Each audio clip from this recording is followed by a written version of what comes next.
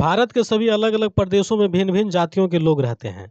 लेकिन आज की इस वीडियो में हम बताएंगे पासवान जातियों की उत्पत्ति और उनकी गौरवशाली इतिहास के बारे में। देश की एक ऐसी जाति जिन्होंने कभी किसी की गुलामी स्वीकार नहीं किया, चाहे वो मुगल का शासन हो या ब्रिटिश हुकूमत का दौर। उससे पहले बता दें कि इस वीडियो में दी गई पूरी जानकारी इतिहासों में वर्णित और जानकार व्यक्तियों से ली गई है। इस खबर का उद्देश्य किसी अन्य जातियों की भावना को ठेस पहुंचाना नहीं है, बल्कि पासवान जातियों की वीरता और उनकी पराकाष्ठा को दिखाना मात्र है।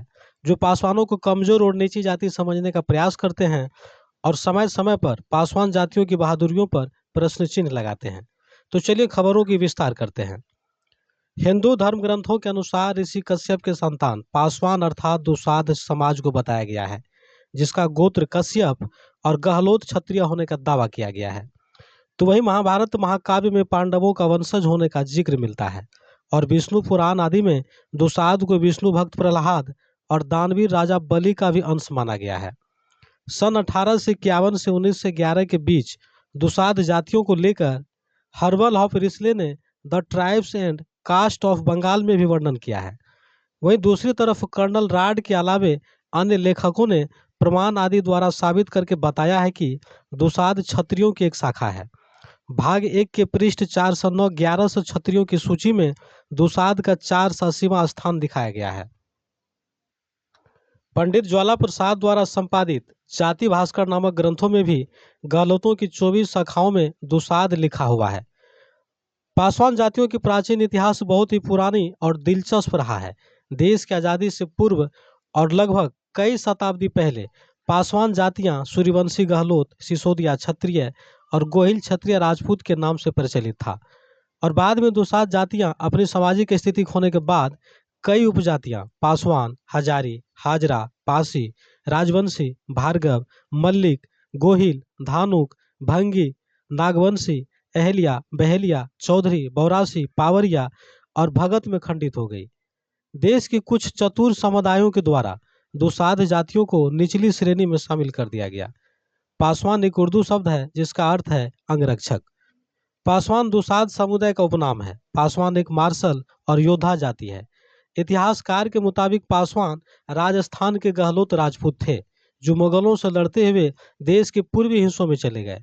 दुसाध और दुसाध्य का अर्थ जिस पर विजय प्राप्त नहीं की जा सकती या जिसको बंधक नहीं बनाया जा सकता और जिसको पकड़ा नहीं जा सकता है। दुसाध जाति को पूर्व से ही शक्तिशाली समुदाय बताया गया है। जब अंग्रेज भारत आए और उनका सामना बंगाल के अंतिम स्वतंत्र नवाब सिराजुद्दौला से हुआ, तो उन्हें हराने के लिए दुसाध जातियों की मदद लेनी पड़ी थी। और इस तरह अंग्रेजों ने सलाह पर काम किया। 23 जून 1757 में हुए पलासी के महायुद्ध में दुसाधों ने नवाब को हराकर जीत हासिल किया और पलासी युद्ध के महानायक दुसाध जातियों को माना गया। अंग्रेजों ने दुसाधों की ताकत और क्षमता को देखकर उपनिवेशिकों सरकार के लिए चौकीदार, पुलिस और मुखबिर बनाकर सम्मानित किया। सदियों से दुसाधों को शारीरिक रूप से बलवान और ताकतवर माना गया है। दुसाधों की शौर्य और वीरता से मुगल और अंग्रेज भी डरते थे।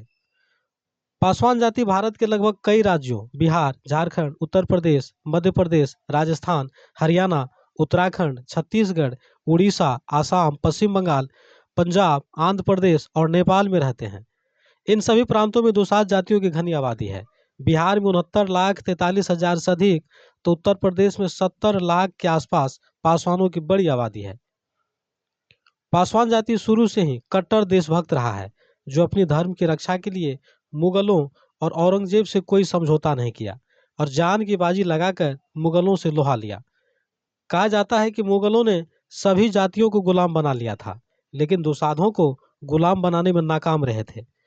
वर्तमान समय में दुसाध जाति अनुसूचित जातियों में सबसे विकसित जातियों में से एक है, जो सभी क्षेत्रों जैसे राजनीति, समाज सेवा, इंजीनियरिंग, चिकित्सा और प्रशासनिक सेवा आदि में है। इनके कुल देवता राजा सलहेश, वीर चोहरमल, गोरैया बाबा, मकरा मांझी और राहु है। दुसाध समाजों की कुछ पूजा आज भी जीवंत है, जिसमें राहु पूजा विशेष रूप से प्रचलित है, जैसे आग पर चलना, खौलते हुए दूध में हाथ डालकर चलाना, तलवारों की नोक पर खुले पांव चलना इत्यादि। राहु पूजा पासवान जाति के लिए एक शक्ति का प्रतीक है।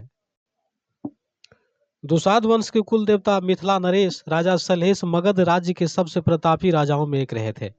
जिस मिथिला को आज बिहार के मधुबनी, दरभंगा, सुपौल और नेपाल के आंशिक भागों से जोड़कर देखा जाता है।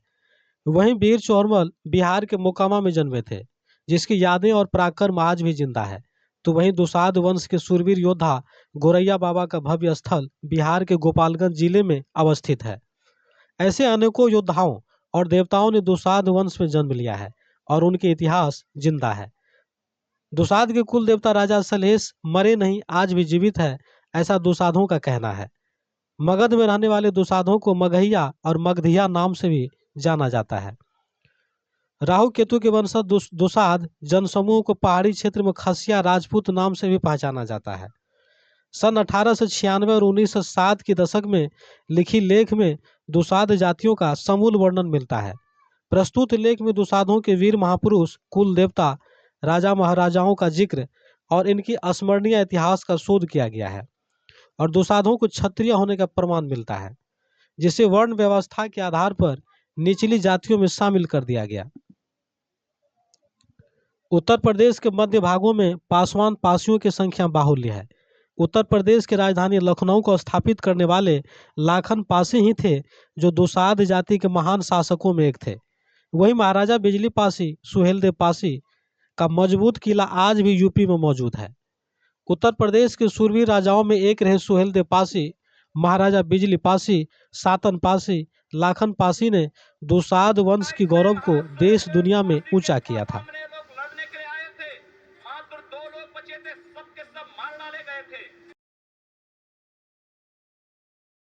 उत्तर प्रदेश को पासियों की पुरानी गढ़ और विरासत कहा गया है और राजधानी लखनऊ को पासियों का शहर माना जाता है। जो लखनऊ आज भी महाराजा लाखन पासी का धरोहर और इनके नामों से सुप्रसिद्ध है।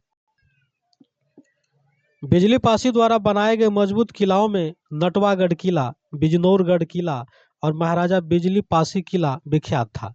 पासियों को नागवंशी, भारसी और राजवंशी का प्रतीक माना जाता है, जो भगवान शिव के उपासक और शिव भक्त कहे जाते हैं। शिव के अंशावतार पासी जातियों के नागवंशियों का पूरा भारत आधीन रहा था। पासियों के राजपासी राजा कंस बड़े हैं प्रतापी, स्वाभिमानी और अड़ियल रूप वाले थे, जिन्होंने गाजी की सेना खातिम को मौत की घाट उतार दिया था। राजपासी राजा कंस की दहशत से गाजी की सेना में हड़कंप मच गया था और राजा राजपासी कंस कभी शत्रुओं के सामने हथियार नहीं डाले थे। यही राजपासी मध्यकाल के आते आते पासवान कहलाए। नागवंशी भारसिव का प्रमुख पेशा ताड़ी है, जो ताड़ के पेड़ से निकाला जाता है। पासी द्वारा ताड़ के पेड़ से रस निकालकर भगवान शिव को भोग लगाकर प्रसाद के रूप में ग्रहण करते हैं। पासियों के जितने भी पुराने किले और खंडहर हैं, उसके आसपास अधिकतर ताड़ के पेड़ मिलते हैं। इतिहासकार बताते हैं कि योद्धा पृथ्वीराज चौहान को युद्ध में 17 बार पराजित करने वाले आल्हा रुदल ही थे, जो दुसाध जाति से आते थे। 1911 में पासवान समाजों ने अपनी सामाजिक एकता को पुनः स्थापित करने के लिए बड़ी सभा बनाई थी। सभा के जरिए पासवान जातियों ने धीरे धीरे अपने लोगों को एकजुट कर शिक्षा पर बल दिया।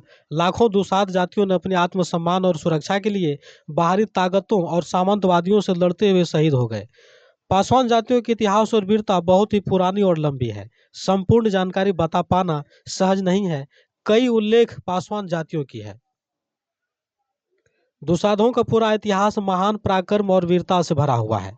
इनकी गौरवशाली इतिहास को मिटाने का खूब प्रयास किया गया, फिर भी यह जीवंत है। पासी पासवानों को नीची जाति बताने वालों के लिए यह जानकारी एक सबक है, जिसे समझने की जरूरत है, जो इतिहास की पन्नों में दफन है। तो इस पूरी खबर को लेकर आप लोग क्या कुछ सोच रहे हैं, हमें नीचे कमेंट बॉक्स में अपनी राय जरूर दें। धन्यवाद।